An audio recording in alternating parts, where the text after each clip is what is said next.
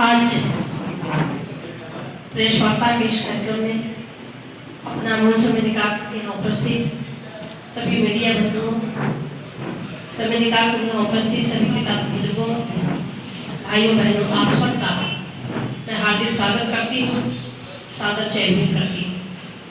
साथियों, आज बहुत ही महत्वपूर्ण विषय पर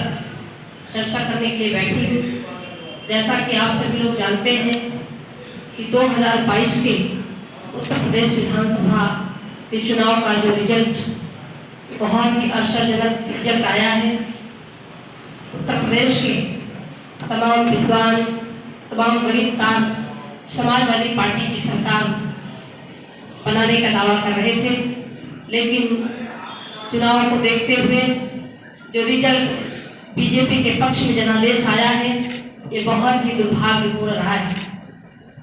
उत्तर प्रदेश में किसान, मजदूर, व्यापारी, गरीब बीजेपी को सत्ता से बाहर करना चाहते थे,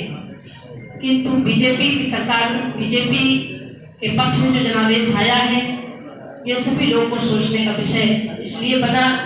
कि जैसा कि उत्तर प्रदेश और केंद्र की सरकार पूरे देश में, देश की सरकार ने प्रत्येक जनपद के जिलाधिकारियों को करोड़ रुपए भेज करके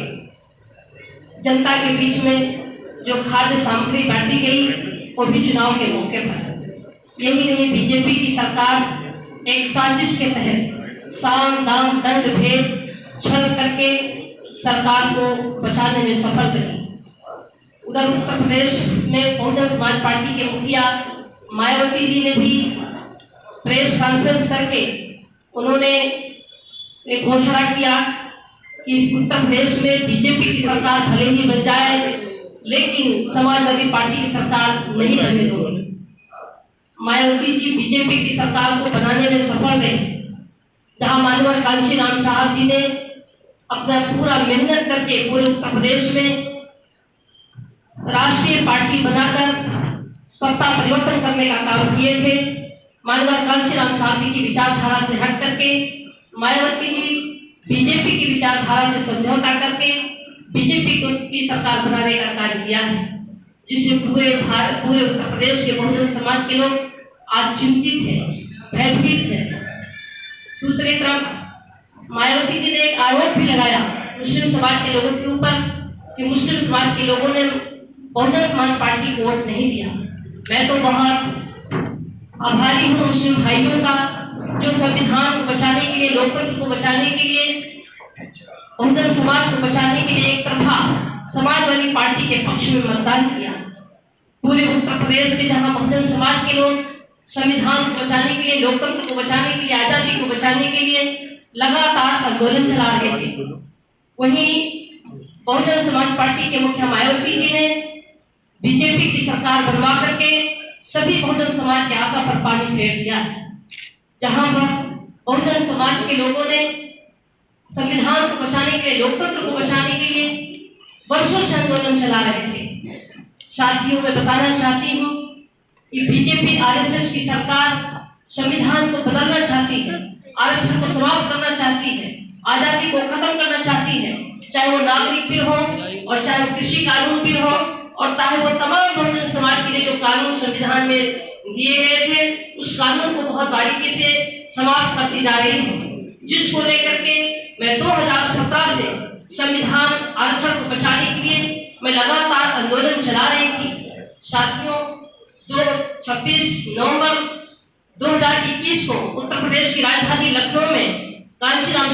कोर्ट की फील्ड में हमने बहुत बड़ी रैली संविधान को बचाने के लिए, लोकतंत्र को बचाने के लिए किया था। उस कार्यक्रम के मुख्य अतिथि माननीय अखिलेश यादव जी थे और उस कार्यक्रम में बाबा साहब डॉक्टर भीमराव अम्बेडकर जी के पौत्र माननीय प्रकाश अम्बेडकर जी थे, कांशीराम साहब जी की बहन स्वर्ण कौर जी थी और लगभग 105 संगठन के लोगों ने एक मंच पर आकर के भारतीय संविधान को बचाने के लिए, लोकतंत्र को बचाने के लिए संविधान की शपथ लिए थे। आज वो हमारा आंदोलन सफल नजर आ रहा है, इसलिए बीजेपी के वोट परसेंटेज भी कम हुआ है और बीजेपी के विधायक भी कम हुए। साथियों, आज ये आंदोलन हमारा निरंतर जारी रहेगा और 2024 में बीजेपी को सत्ता से बाहर करने के लिए 14 अप्रैल से उत्तर प्रदेश के प्रत्येक जनपद, और पूरे उत्तर प्रदेश और पूरे भारत में घूम घूम करके बहुजन समाज के लोगों को जगाने का काम करेंगे। संविधान और लोकतंत्र को बचाने के लिए मैं आंदोलन करूंगी और 26 नवंबर 2022 को उत्तर प्रदेश की राजधानी लखनऊ में कांशीराम स्मृति कोर्ट की फील्ड में ही एक बहुत बड़ी रैली होगी। उस रैली में पूरे देश प्रदेश के लोग, तमाम सामाजिक संगठन और राजनीतिक संगठन के लोगों को एकजुट करके 2024 में बीजेपी को सत्ता से बाहर करने के लिए हमारा आंदोलन जारी रहेगा। इसलिए संविधान, लोकतंत्र अगर हमारा सुरक्षित रहा तो हमारा भारत का बहुजन समाज सुरक्षित रहेगा। अगर लोकतंत्र, संविधान सुरक्षित नहीं रहा तो हमारा बहुजन समाज सुरक्षित नहीं रहेगा। इसलिए बहुजन महापुरुषों का जो सपना था, जो उनका आंदोलन था, उस आंदोलन को आगे बढ़ाने के लिए, उस आंदोलन को आगे चलाने के लिए हमारे महापुरुषों ने जो राह और रास्ता बनाया था, उस राह और रास्ता पर चल करके भारत के बहुजन समाज के लोगों को एकजुट करके संविधान को बचाने के लिए, लोकतंत्र को बचाने के लिए 2024 में बीजेपी को सत्ता से बाहर करने के लिए हम आंदोलन चला करके समाज को एकत्रित करने का कार्य करेंगे। हमारे कुछ नेता जो बीजेपी की सरकार बनाने के लिए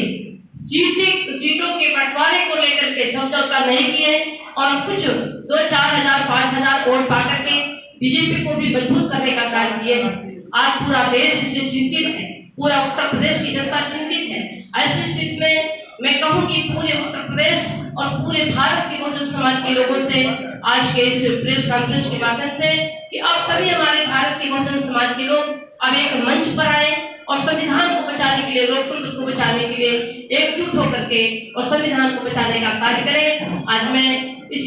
आज इस प्रेस कॉन्फ्रेंस में अपने बहुजन समाज के लोगों से यही अपील करने के लिए आई हूँ और अपने प्रेस मीडिया भाइयों से भी मैं अपील करूंगी कि जो आज बीजेपी की सरकार में जो समाज के लिए और जो संविधान में दिए गए कानून को जो बहुत बारीकी से समाप्त कर रहे हैं, इसे भी आप लोग दिखाने का कार्य करें। मैं जहां तक जानती हूँ कि भारत के संविधान को बदलने की पूरी साजिश हो चुकी है और दूसरा लोकसभा भी बनकर के तैयार हो रहा है। ये दूसरा संविधान लागू करने के लिए इनकी नीयत है। इस नीयत का पर्दाफाश करने के लिए पूरे भारत में हम समाज के लोगों को जगाने का काम करेंगे। बाबा साहब डॉक्टर भीमराव अंबेडकर जी बड़ी वफादारी, ईमानदारी, लगन और त्याग के साथ भारत के संविधान में सभी जात धर्म संप्रदाय के लिए सबको बराबर का अधिकार दिया, चाहे वो सामाजिक हो या आर्थिक हो, राजनीतिक हो, सबको बराबर का दर्जा दिया। लेकिन जब से संविधान लागू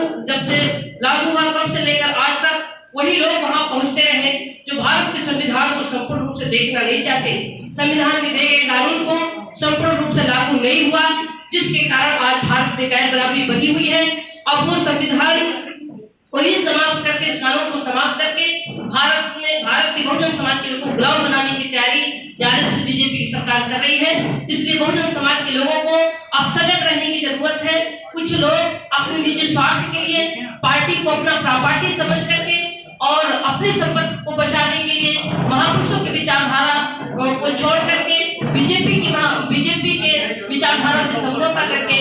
महापुरुषों की विचारधारा को रोकना चाहते हैं। लेकिन मैं अपने बहुजन समाज के लोगों से अपील करूंगी कि आप सभी लोग अब एकजुट होइए और बहुजन समाज के लोग एकजुट होकर के भारत के संविधान और लोकतंत्र को बचाने के लिए 2024 में बीजेपी की सरकार को सत्ता से बाहर करें। आज के प्रेस के माध्यम से ही मैं अपील करती हूँ।